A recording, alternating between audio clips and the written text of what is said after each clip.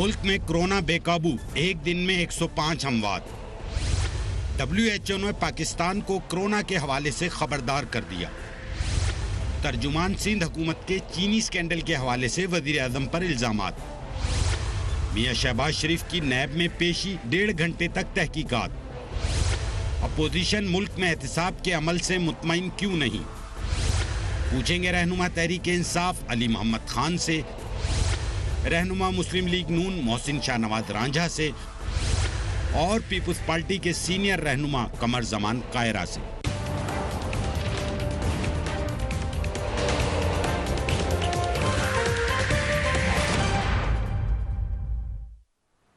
And very warm welcome to the show. Pakistan में corona cases काबू से बाहर होते जा रहे हैं, खतरे की घंटियां बज रही हैं।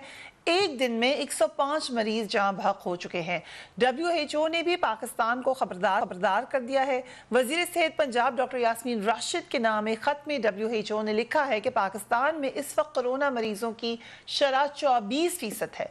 इस शरह को देखते हुए यौमिया 50,000 टेस्ट करने की सलाहियत हासिल करना नहायत अहम है। अपने खत में उन्होंने हुकूमती इक़दाम का हवाला देते हुए कहा है कि आदाद शुमार के मुताबिक 1 मई को जब लॉकडाउन में नरमी की गई और उसके बाद 22 मई को लॉकडाउन में मजीद नरमी कर दी गई, तो उसके नतीजे में कोरोना वायरस फैला है, उसमें इजाफा हुआ है। पाकिस्तान को वक्फे से लॉकडाउन करना होगा। इस हवाले से डॉक्टर राशिद क्या कहती हैं, लेट्स वॉच हर। ये लेटर है, एक WHO की तरफ से हमें रिकमेंडेशन आई है जो हम सारे पाकिस्तान के लिए आई है, हमारे लिए अकेलों के लिए नहीं आई। पंजाब के अंदर मैं आपको पहले दिन से बता रही हूँ कि तादाद बढ़ रही है और कोई फिगर आपसे छुपाई नहीं जा रही। नंबर ऑफ टेस्टों की तादाद कहाँ से कहाँ पहुँची, जहाँ 1200 करते थे आज अल्हम्दुलिल्लाह 9000 से 10,000 टेस्ट हो रहे हैं। इस वक्त जो सिचुएशन है, WHO जो मर्जी कहे, इस वक्त हमारे पास जो सिचुएशन आपके सामने पेश की है उसमें हम इस वक्त मरीजों का भी इलाज कर सकते हैं। लॉकडाउन का मकसद ये होता है कि ये ना हो कि हमारे हॉस्पिटल्स फ्लड हो जाएं, हमारे पास सहूलत ख़त्म हो जाए। हमने जो अपना कंटिजेंसी प्लान बनाया हुआ है जिसपे कमर Zaman Kaira sahab, thank you so much for being on the program. ये लॉकडाउन के हवाले से मुसलसल बहस रही है। अब लग रहा है WHO भी यही इशारा दे रहा है कि हमने लॉकडाउन नरमी करने में जल्दी की। अभी भी गवर्नमेंट बज़द है कि हालात काबू में है, लेकिन जो इतलात हॉस्पिटल से आ रही हैं उससे ऐसा नहीं लग रहा। आप क्या रिकमेंड करते हैं, क्या करना चाहिए हुकूमत को?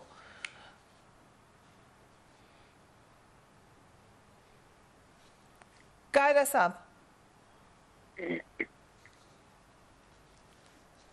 कायरा साहब को मेरी आवाज नहीं जा रही। यही सवाल है कि मोहसिन रांझा साहब आपकी तरफ आ रहे हैं। गुज़िश्ता 24 घंटों में रिकॉर्ड 105 अमवात हो गई हैं, बट डॉक्टर साहबा कह रही हैं कि अभी हालात काबू में हैं। What do you think?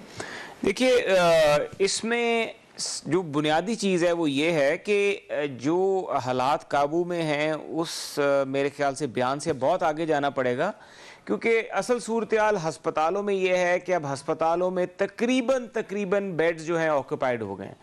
वो जो वार्ड्स खाली पड़े हुए थे, उन वार्ड्स में जो कि कोरोना पेशेंट्स के लिए नहीं रखे गए थे, अब उन वार्ड्स में भी पेशेंट्स को शिफ्ट किया जा रहा है। मेरा अपना ये अंदाज़ा है, और हमें हेल्थ के डॉक्टर्स के साथ मैं बड़ी हमदर्दी भी करता हूँ और मैं समझता भी हूँ, बिकॉज डॉक्टर्स ने हमें पहले से ये चीज़ बताना शुरू की थी कि आप एहतियात से काम लें, और वार्निंग्स भी आ रही थी। हुकूमत को भी कहा जा रहा था कि लोग SOPs को फॉलो नहीं कर रहे, लेकिन उसके बावजूद भी हुकूमत जो थी उसकी रेट कहीं नज़र नहीं आई। हुकूमत कहीं पे लॉ को इम्प्लीमेंट नहीं कर सकी, सख्ती नहीं कर सकी, लोगों को मास्क नहीं पहना सकी, समाजी फासला नहीं इख्तियार करवा सकी, मार्केट्स में और प्लाजों में मास्क के बगैर लोगों का आना जाना जो था उसके ऊपर कोई सख्ती नहीं की जा सकी, मार्केट्स को सील नहीं किया गया।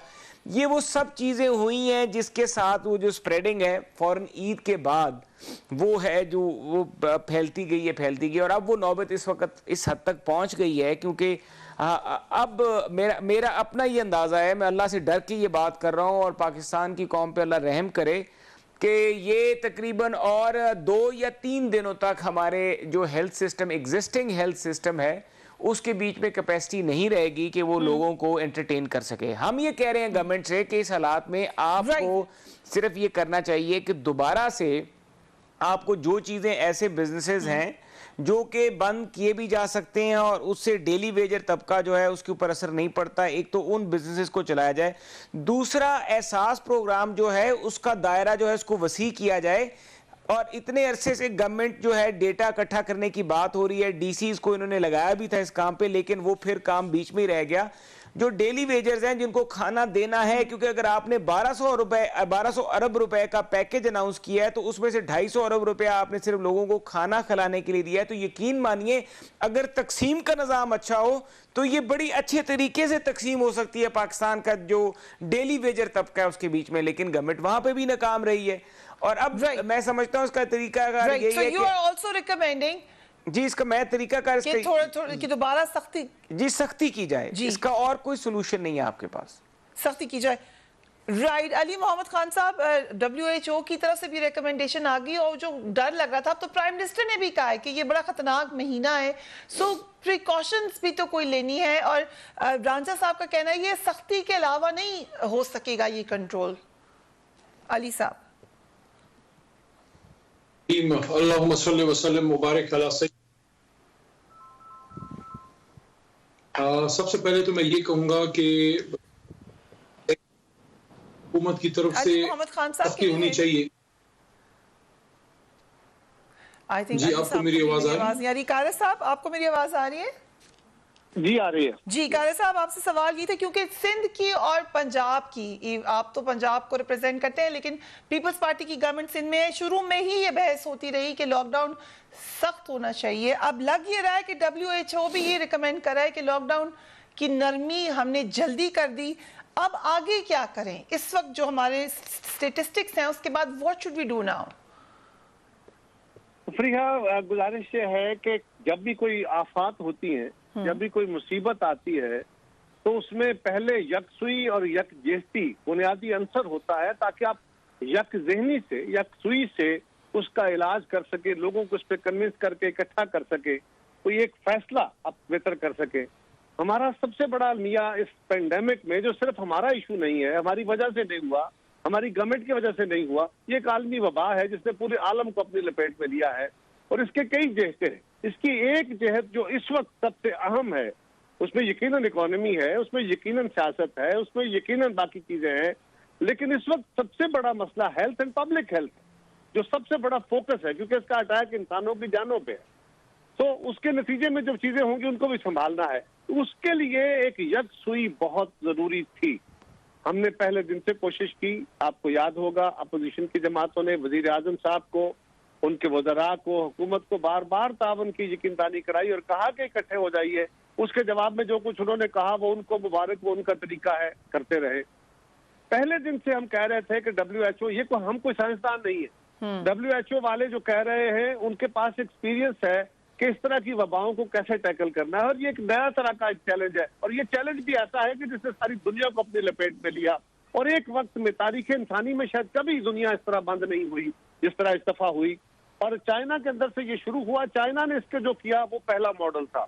WHO ने जो रिकमेंडेशन दी उनके अपने एक्सपीरियंस की बुनियाद पे थी। फिर दुनिया में जहां जहां ये चीजें फैलती गई, हमारे यहाँ लेट फैली आके। हमारे यहाँ पहला केस जब फरवरी 26 को आइडेंटिफाई होता है, एक कराची और एक इस्लामाबाद में, तो हम एक डिनाइल मोड से थे। साहब, जैसे हम जानते हैं अमेरिका ने WHO की रिकमेंडेशन, खासतौर पे उनके सदर नाराज ही रहे, वो समझते हैं कि वो सही रिकमेंडेशंस नहीं दे रहे थे। सो WHO की रिकमेंडेशन पे हर एक ने अमल भी नहीं किया। उनके सदर के पास कोई रास्ता नहीं है सिवाय इसके कि वो WHO पर नाराज हो, इसलिए कि उन्होंने WHO की तमाम तर जो तजावीज थी उनको छोड़ा, रिग्रेट किया, नहीं उसमें अमल किया। इसलिए जब न्यूयॉर्क में बहुत बड़ी तादाद में, हजारों की तादाद में अमवात होना शुरू हो गई अमेरिका के अंदर, तो तब जाके उन्होंने लॉकडाउन किया, जिस तरह हमने किया, उल्टा किया।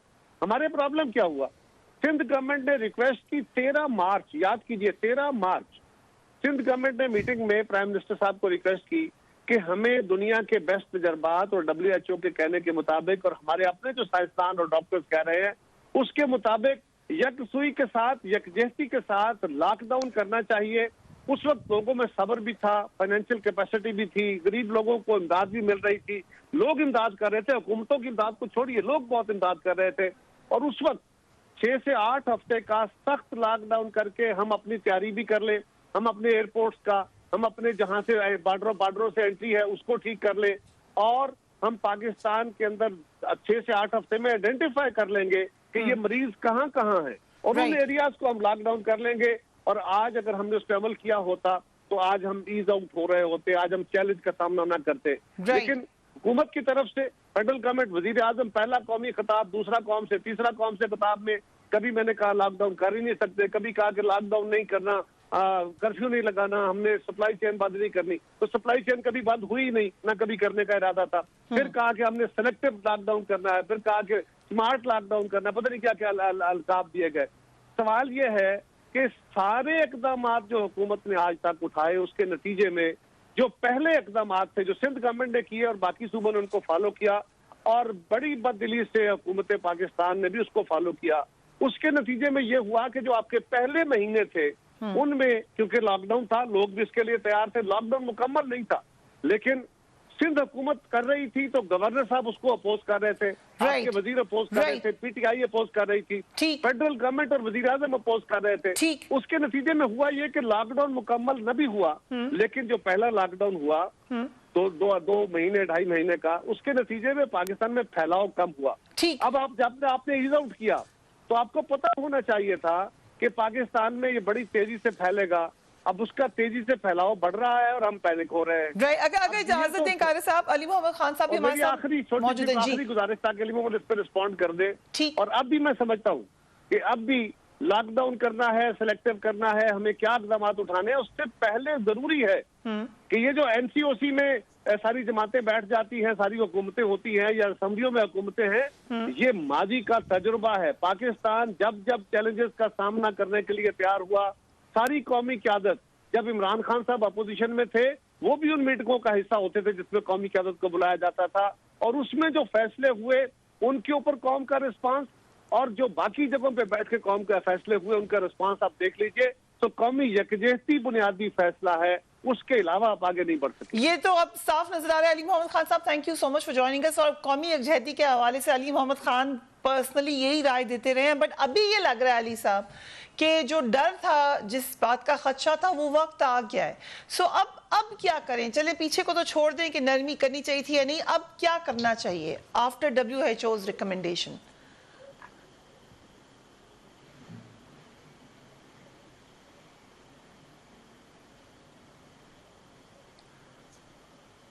अली मोहम्मद खान, आई थिंक आवाज का मसला भी है, हम इसको ठीक कर, we will be back right after break.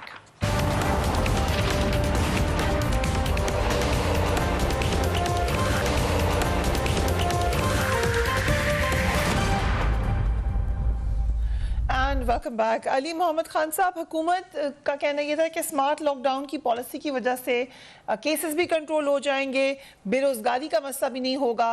Unfortunately ना केसेस कम हो सके, ना दूसरे मामला हल हो सके। सो अब क्या करना है आगे? जी बिस्मिल्लाहिर्रहमानिर्रहीम, अल्लाहुम्मा सल्लि व सल्लिम। आपके भी रिश्तेदारों सबके लिए दुआ है। कुछ पार्लियामेंट्री हैं, हमारे डोगर, बहुत से लोग बीमार हैं, जो मौत हो हुआ है कि आपने जो सवाल किया है उसके हवाले से मैं ये कहूँगा, ये रहा कि वही समझते थे कि फुल लॉकडाउन पाकिस्तान जो वो अफोर्ड नहीं कर सकता। शुरू से हमने स्मार्ट लॉकडाउन या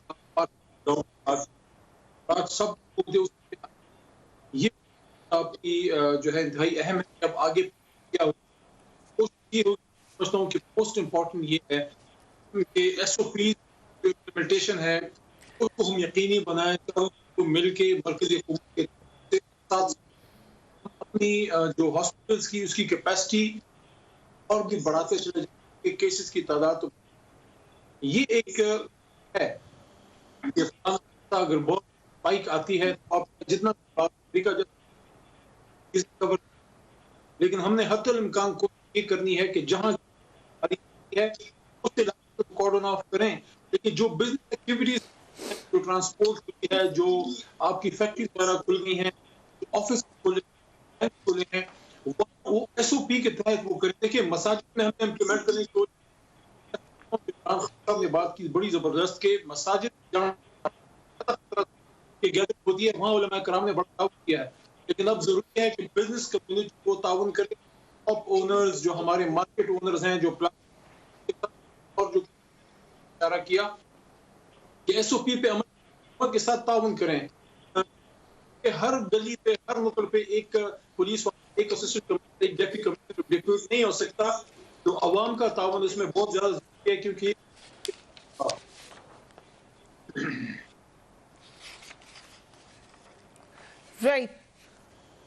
राइट अवाम के ताउन के हवाले से ही अली मोहम्मद खान साहब, अभी रांझा साहब का कहना यह था कि इम्प्लीमेंट जब तक आप नहीं करवाएंगे सख्ती से वो नहीं ताउन करेंगे। आपने भी अपने हल्के में देखा होगा, हमने भी मुख्तलिफ इलाकों में देखा कि एक फुकदान है लोगों में अभी भी अंडरस्टैंडिंग का। सो उसके लिए आपके ख्याल से अभी कोई सख्त इकदाम करने का वक्त आया है या नहीं? बिल्कुल है। देखिए मेरी जो ऑब्जर्वेशन है मैं आपको बता देता हूँ। बड़े अरसे तक तो लोगों का ये था कि नहीं ले रहे थे कि भाई कहीं और है। पहली बार जब लोगों ने देखा कि उनके मोहल्ले में, दारों में या दोस्त आना शुरू हुए, बदकिस्मती से कुछ अमवात हुई, तो लोगों ने उसको सीरियस लिया। शुरू में तो जो दही इलाके हैं वहाँ मास्क बात करना ये थोड़ा अजीब सा लग रहा था, क्योंकि हमारे नॉर्म्स भी आने जाने वाले एक दूसरे के पास जाने वाले लोग।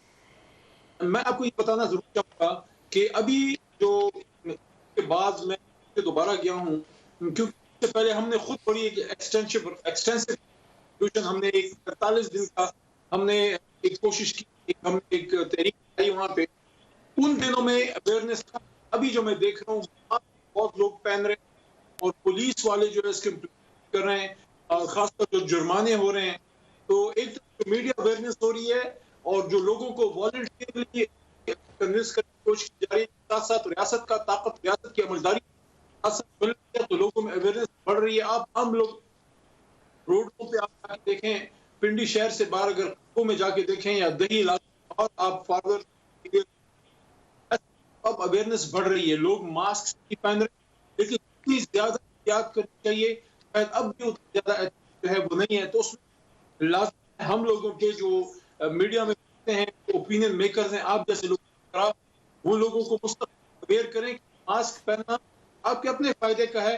हुकूमत इस वक्त, मैं बिल्कुल एग्री करता हूँ हिसाब से कि इसमें ज्यादा करनी पड़ेगी, लेकिन फुल लॉकडाउन शायद अब मुमकिन ना हो, क्योंकि आप नहीं कर सकते लामतनाही वक्त तक जो है चीज को बंद करना, मुल्क को भी चाहिए, लेकिन इंसानी जान बहुत अहम है, और उसके लिए लेकिन अवाम ताउन जब तक तब तक ये करना। ये बात क्लियर है कि अभी मुश्किल है कि कंप्लीट लॉकडाउन की जब दोबारा पाकिस्तान जाए वो शायद मुतहम्मिल भी ना हो सके। हम जानते हैं आइंदा आने वाले दिनों में बजट भी आ रहा है। रांचा साहब, एक और मामला साथ शुरू हो गया, चीनी आटे की रिपोर्ट से अभी डील कर रही है हुकूमत। पेट्रोल की शॉर्टेज हो गई और प्राइम मिनिस्टर ने इस पर नोटिस भी ले लिया। क्या वजह है इस तरह के हर मामले में प्राइम मिनिस्टर को नोटिस लेना पड़ा है, वरना मामला ठीक नहीं हो रहे? रांचा साहब देखिए, फरिया, प्राइम मिनिस्टर का नोटिस तो मैं समझता हूँ कि पाकिस्तान की सबसे बड़ी नालायक चीज़ है कि प्राइम मिनिस्टर ने नोटिस ले लिया। अगर आप प्राइम मिनिस्टर के नोटिस पे समझ रही हैं, मेरे लिए बड़े काबिल एहतराम अली मोहम्मद खान साहब, वहाँ पे तो नालायकी की इंतहा है कि पूरी काबीना में भी यही मसला है। और अगर प्राइम मिनिस्टर साहब ने नोटिस ले लिया तो फिर तो एक ही हमें बात सुनने को मिलेगी, और वो बात ये होगी कि घबराना नहीं है। हेलो, लाइन डिस्कनेक्ट हो जी, ठीक है जी, आ रही है आपकी आवाज राजा साहब, आई कैन हियर यू। बात करेंगे तो लाइन डिस्कनेक्ट आई थिंक राजा साहब को मेरी आवाज नहीं आ रही। कारा साहब, पेट्रोल की शॉर्टेज, इसकी क्या वजह है?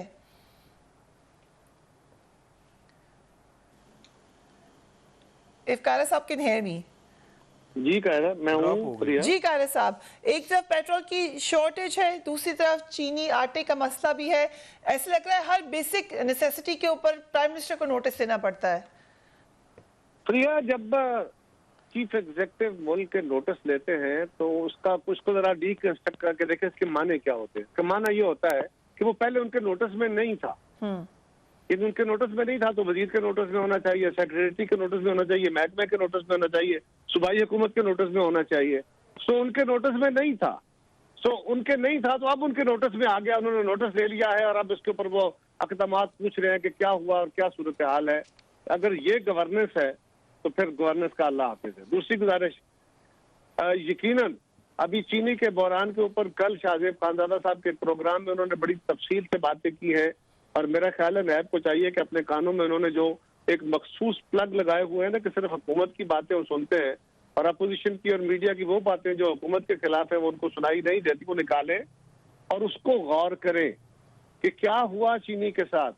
और चीनी के ऊपर कमीशन बनने के बाद भी आज भी चीनी अपने ओरिजिनल रेट्स पे नहीं बिक रही, आज भी चीनी के रेट वापस नहीं आए। तो वजीर आजम का नोटिस किधर गया? उससे पहले वजीर आजम साहब ने कमीशन बनाया था दवाइयों की कीमतों पे, उसका क्या बना, किधर गया? एक कमीशन बना था गैर मुल्की कर्जों के ऊपर, उसका क्या बना, किधर गया था?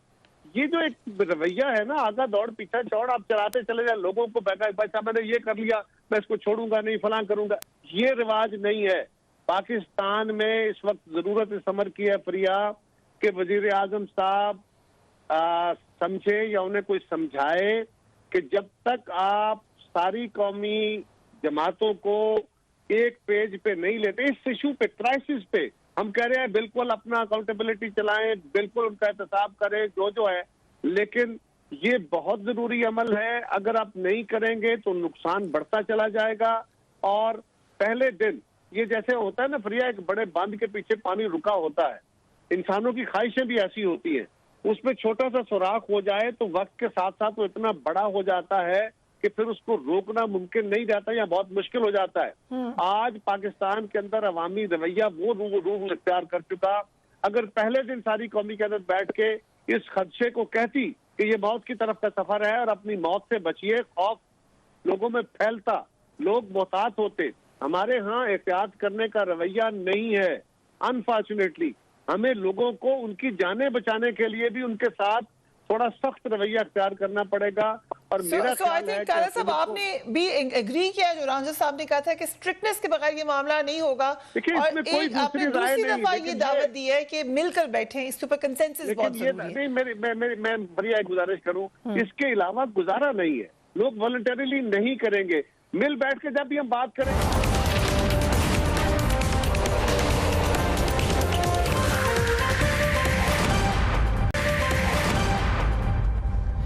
Welcome back. वक्फे में जाने से पहले कमर ज़बान काया साहब कहे थे कि मिलजुल कर रहना चाहिए। एक और जो प्रोग्रेस हम कह सकते हैं हुई वो ये कि नैब ने साबिक वज़ीर सेहत आमिर कियानी के खिलाफ तहकीकात, जबकि मौजूदा मशीर सेहत डॉक्टर जफर मिर्जा के खिलाफ शिकायत की जांच पड़ताल की भी मंजूरी दी है। आज शहबाज शरीफ साहब भी नैब के ऑफिस में पेश हुए और वहाँ जो बात हुई है वो कुछ यूँ है। नैब लाहौर ने मनी लॉन्ड्रिंग इंक्वायरी में शहबाज शरीफ के दामाद हारून यूसुफ और भतीजी आसमा डार को शामिल तफ्तीश कर लिया। ज़राए के मुताबिक शहबाज शरीफ ने हारून यूसुफ और इसहाक डार की बहू से गैर मुल्की असासे बनाने के लिए कर्जा हासिल किया। शहबाज शरीफ ने वज़ीर आज़म के दोस्त अनिल मुसर्रत से 4,61,682 पाउंड बतौर कर्ज हासिल लिया। इनके अलावा अजमल आसी, जुल्फ़िकार अहमद, हुसैन अहमद जैसी कारोबारी शख्सियात से भी कर्ज हासिल किया। नैब ने वज़ीर आज़म के करीबी दोस्त अनिल मुसर्रत से हासिल किए गए कर्ज की तफसीलात भी मंगवा ली हैं। मोहसिन रांझा साहब, क्या हम ये कह सकते हैं कि नैब अब गवर्नमेंट के लोगों को भी पूछ रहा है, द फैक्ट कि वो साबिक वज़ीर सेहत के खिलाफ ही बात कर रहे हैं और मौजूदा मुशीर सेहत के खिलाफ भी शिकायत की जांच पड़ताल कर रहे हैं? जी रांझा साहब, देखिए मैं आपको बताता हूँ कि अगर शुरू करें हम जहाँ से ये सारी कहानी शुरू, जो एक KPK में एहतसाब ब्यूरो बना था जिसकी बनाने के लिए 85 करोड़ रुपया उस वक़्त KPK में हुकूमत थी और परवेज़ खटक साहब वज़ीर आला थे, उन्होंने खर्चा किया था। और उस वक़्त के जो उसके जो एहतसाब ब्यूरो के जो चेयरमैन थे उन्होंने रिज़ाइन किया और उन्होंने कहा कि मुझे परवेज़ खटक साहब या जो वज़ीर आला हैं KPK के, वो मुझे एहतसाब नहीं करने देते वज़रा का। और उन्होंने बड़े संगीन इल्ज़ामात इमरान खान के नोटिस में भी लेकर आए जब उन्होंने अपना इस्तीफ़ा इमरान खान साहब को भेजा। वहाँ से शुरू कर ले कहानी। पीटीआई की करप्शन की कहानी वहां से शुरू होती है। खैबर पख्तूनख्वा में जहांगीर तरीन साहब को ठेके दिए गए, उनको ग्रेनाइट माइंस के ठेके दिए गए। फिर आपके रिकॉर्ड में मालम जब्बा का किस्सा आया होगा, मालम जब्बा का किस्सा के बाद फिर आपके रिकॉर्ड में बीआरटी का किस्सा आया होगा, फिर केपी के एहतसाब उसका एंटी करप्शन का किस्सा एक बड़ा मशहूर उठा था, फिर वहां पे एनर्जी बोर्ड था केपीके का, उसका एक बड़ा मशहूर किस्सा हुआ था। ये तो केपीके में जो करप्शन हुई उसकी कहानी है। हम पहले बात करते थे कि आप पहले वो करप्शन जो है जो केपीके में इन्होंने पिछले दौर में की है, जिस करप्शन के जरिए पाकिस्तान को पूरी मईशत को डीरेल करने का प्रोग्राम बनाया गया, पाकिस्तान के खिलाफ एक साजिश हुई, जिसकी नौबत आज हम यहां पर खड़े हैं कि पाकिस्तान इन्फ्लेशन हमारे से कंट्रोल नहीं हो रही, सर्कुलर डेट हमसे कंट्रोल नहीं हो रहा, हम नीचे से नीचे ही पाकिस्तान गिरता जा रहा है। वहां से करप्शन की कहानी शुरू हुई और फिर अब हालिया दौर में जो करप्शन की कहानी है उसके ऊपर भी आ जाते हैं आप। ये जो जफर मिर्जा साहब वाला मामला है, इनके मिनिस्टर आमिर कियानी साहब वाला मामला है, कब से सुनते आ रहे हैं, नैब इनकी इंक्वायरीज कर रही है, नैब इनकी इंक्वायरीज कर रही है। पूरे पाकिस्तान को पता है कि वो जो दवाइयां थी वो 200 गुना 150 गुना महंगी हुई, लेकिन 1 साल हो गया उनसे इस्तीफा ले लिया गया। इस्तीफा लेने के बाद उनको पार्टी का सदर बना दिया गया एक सूबे का, लेकिन उनके खिलाफ इंक्वायरी का जो रिजल्ट है वो अभी तक सामने नहीं आया। अगर इजाजत दें रांझा साहब, क्योंकि वक्त थोड़ा है तो आई कम टू अली साहब स्ट्रेट, क्योंकि खैबर पख्तूनख्वा का भी पहले जिक्र हुआ, बट अगेन इस पोजीशन पे हेल्थ मिनिस्ट्री के अंदर बार बार यही क्यों इल्जामात लगते हैं कि वहां पे मामला खराब हो रहे हैं? अली साहब जी देखें, ये वैसे जो रांझा साहब ने कुछ चीजें हमें गिनवाई हैं, तो अगर एहतसाब कमीशन की बात करें शॉर्ट, उस पर मैं बता देता हूँ कि उसको माजी में मैं समझता था, उस वक्त हमने इस पे आवाज भी उठाई, उन लोगों में से था जिन्होंने इस पे आवाज उठाई थी कि इसको बंद नहीं होना चाहिए था, और वो खान साहब के और हमारे विजन के खिलाफ काम हुआ था। लेकिन बहरहाल कोशिश की गई थी, पाकिस्तान की तारीख में एक फैसला लेने की कोशिश की गई। लेकिन मैं ये समझता हूँ कि यहाँ पे जो मुस्लिम लीग है और पीपल्स पार्टी, तो बदकिस्मती से इनका मॉरल हाई ग्राउंड यहाँ नहीं है, क्योंकि इनकी गवर्नमेंट में कोई एग्जाम्पल एक भी नहीं मिलती कि इंसान तो दरकिनार कोई मुस्लिम लीग नून का कोई मेंबर अगर बिल्ली का बच्चा भी हो या पीपल्स पार्टी का, उसको भी कभी उन्होंने उसके खिलाफ कभी इंक्वायरी नहीं की। तहरीक इंसाफ का ये एक क्रेडिट मेरे ख्याल में हमारी हुकूमत को और जनाब इमरान खान साहब को जरूर जाता है कि अगर आप उसके इंडिपेंडेंट व्यू भी लें कि अगर as a member of PTI उसको आप ना देखें, एज इंडिपेंडेंट आप देखें, कंपेयर करें कि मुस्लिम लीग के कोई 3 गवर्नमेंट्स उन्होंने की हैं मियाँ साहब के, और कोई 4 बार पीपल्स पार्टी के, हमारी पहली गवर्नमेंट है। तो इंतहाई अहम लोग हमारे जो हैं उनके नाम इंक्वायरीज में आए हैं, उनके खिलाफ इंडाइटमेंट्स की तरफ इमरान खान साहब गए हैं। अभी जो इतवार के दिन प्रेस कॉन्फ्रेंस की है शहजाद अकबर ने कि उनके खिलाफ बाकायदा केस बनेंगे, 90 दिन का उनको टाइम दिया गया है। साथ साथ पहली बार एक फेडरल गवर्नमेंट जो है वो जेलों में गए हैं जी। ये इसकी कोई एग्जांपल फरिया साहब आप मुझे बता सकती हैं कि फेडरल में भी आपकी गवर्नमेंट हो, पंजाब में भी आपकी गवर्नमेंट हो, पावरफुल तरीन मिनिस्टर्स अब्दुल हलीम खान और वहाँ पे कप्तान साहब जो है वो जेलों में गए हैं, कोई एग्जांपल है इनके पास? लेकिन फाइनल कंक्लूजन जो कहते हैं हतमी नतीजा, वो तो हमें कहीं मैं समझता हूँ कि अभी वो भी इंशाल्लाह आएगा, क्योंकि पाकिस्तान में कल्चर नहीं है ना, खुद एहतसाबी का कल्चर नहीं है। तो मैं समझता हूँ कि इनकी तवक्कुआत हमसे बिल्कुल होनी चाहिए, क्योंकि इन्होंने नहीं किया तो इनकी तवक्को हमसे मुस्लिम लीग और पीपल्स पार्टी की बिल्कुल है कि भाई हम तो नहीं कर सके 4-4 बारियां 3-3 लगा के।